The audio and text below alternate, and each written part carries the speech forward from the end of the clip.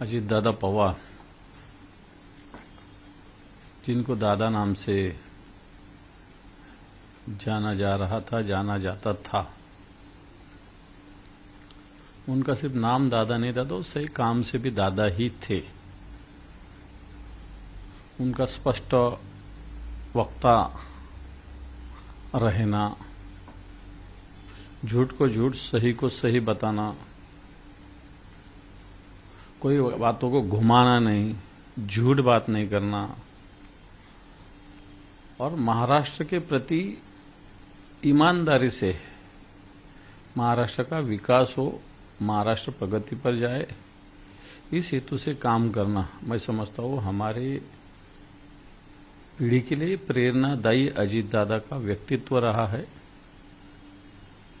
अजीत दादा एलओपी थे, मैं भी एलओपी था। उस वक्त अजीत दादा के मार्गदर्शन में ही हम काम करते थे। जो कुछ हमने साल भर साथ में किया, मैं समझता हूं वो मार्गदर्शन मैं कभी जिंदगी भर नहीं भूल सकता। समय बिल्कुल टाइम टू टाइम हर काम करना, किसी पे गलत सलत न कहना, किसी पे झूठे आरोप नहीं लगाना, किसी ने लगाए हुए तो भी उसको जवाब नहीं देना। मैं समझता हूं अनेक बातें अजीत दादा की हम भूल नहीं सकते। अजीत दादा के जाने से महाराष्ट्र का जो कॉमन मैन है, किसान है, उनका नेतृत्व करने वाले अजीत दादा जाने से मैं समझता हूं उस पर बहुत बड़ा संकट आकर गिरा है।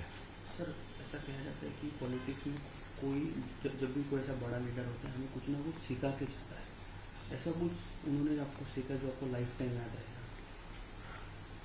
नहीं, अजीत दादा तो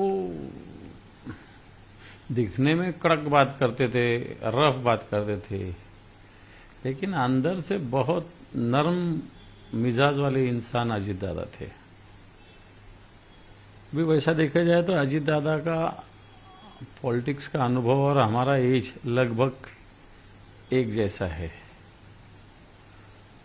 और ऐसे वक्त उन्होंने जो मार्गदर्शन हमारे जैसे नए लोगों को करना, वैसे तो हम अलग अलग विचारधारा से है, लेकिन विचारधारा अलग भी हो, लेकिन कोई भी महाराष्ट्र के लिए काम कर रहा तो उसको मार्गदर्शन करना, ये अजीत दादा का खासियत रही। मुझे एक बार अच्छा याद है, मेरा जन्मदिन था, मैं मेरे संभाजी नगर में था। अजीत दादा ने कहा कि अरे मुंबई में मेरे बंगले पे अपन आपका जन्मदिन करेंगे। सबको बुलाता हूं मैं, उद्धव जी को भी बुलाता, सभी पार्टी के लीडर्स को बुलाता।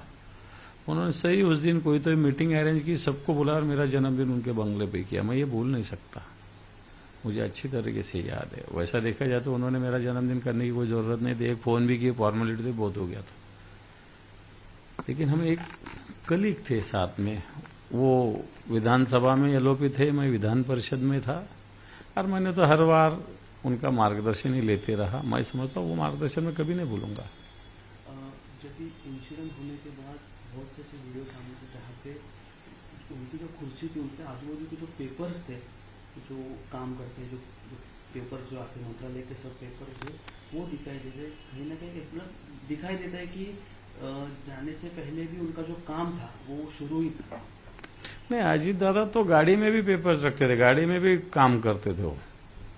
अजीत दादा का ये स्वभाव ही रहा है कि कोई एक मिनट भी वेस्ट नहीं करना, एक मिनट भी वो वेस्ट नहीं करते थे। सवेरे 6 बजे बोल तो 6 बजे, 7 बजे बोल तो 7 बजे, और फिर जितना मैंने जहां तक देखा है और अभी वो सामने आया है कि गाड़ी में बैठने के बाद भी कोई फाइल पढ़ना, उस पर साइन करना, उसका ऑब्जर्वेशन करना, ब्रीफिंग लेना, ये सब काम उनका हर क्षण काम में वो लगे रहते थे, इतना ही मैं कहूंगा। अभी कल से अभी इस पूरे इंसिडेंट के ऊपर अनेक कॉन्स्पिरेसी थियरी वो आ सकती है। आपके पार्टी की तरफ से आप कुछ मांग करेंगे कि पूरी चीज की जांच होनी चाहिए? बिल्कुल होनी चाहिए, क्योंकि अजीत दादा जैसा व्यक्ति जाना ये महाराष्ट्र के लिए बहुत बुरी बात हुई है। अजीत दादा का कंट्रीब्यूशन महाराष्ट्र के लिए और उनका ये जाना महाराष्ट्र का बड़ा नुकसानदायी है। मैं समझता हूं कि ये जो प्लेन है, तुम कोई कारण देके ये घटना पे तुम दुर्लक्ष्य नहीं कर सकते। ये कंपनी कौन सी है, इसका जो पायलट है वो कितना देर उसने काम किया है, कल 24 घंटे में प्लेन कहाँ था, वो सही था या नहीं था, फिर वो सही था तो फिर क्यों हुआ, नहीं था तो पायलट ने क्यों निकाला, कंपनी ने उसको क्यों, डीजीसीए जो ये है उन्होंने भी इसकी तरफ ध्यान देना चाहिए। ये कंपनी की तरफ से पहला एक्सीडेंट नहीं है, ये अलग अलग एक्सीडेंट हुए, इसलिए इसकी हाई लेवल से इसकी इंक्वायरी भी होना चाहिए। इसको सिर्फ एक्सीडेंट बोल के देख के नहीं चलेगा, नहीं तो और होते जाएंगे ऐसे एक्सीडेंट। ये कंपनियों की तो मोनोपल्ली, दादागिरी ये तो चलती रहेगी। मैं समझता हूं ऐसी कंपनियों का जिसका एक्सीडेंट होता है, ये कंपनियों का भी इंक्वायरी होना चाहिए, इनके मालिक कौन, इन पे भी कार्रवाई होना चाहिए ना, होना चाहिए। अजीत दादा जैसा व्यक्ति जब जाता है तो मैं समझता हूं किसी को भी नहीं छोड़ना चाहिए।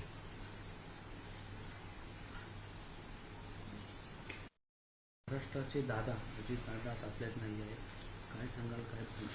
अजित दादा आपल्यामध्ये नाही आहे याचं दुःख तर संपूर्ण महाराष्ट्राला आहे। अजितदादासारखा व्यक्ती ज्यांनी महाराष्ट्राच्या विकासासाठी स्वतःला या मातीत समरस करून घेतलेलं होतं आणि आजही काम करता करताच त्यांचं या मातीतच त्यांचं निधन झालेलं आहे, दुर्घटनेत निधन झालं आहे, सगळ्यात दुर्दैवी आहे। ठीक आहे, माणसाला एक दिवस जावं लागतं, पण अशा दुर्घटनेत जाणं आणि या वयात जाणं आणि या कामाच्या स्वरूपात कामाच्या असताना या कर्तृत्वावर पोहोचलेले असताना जाणं हे मला वाटतं अतिशय वेदनादायी आहे।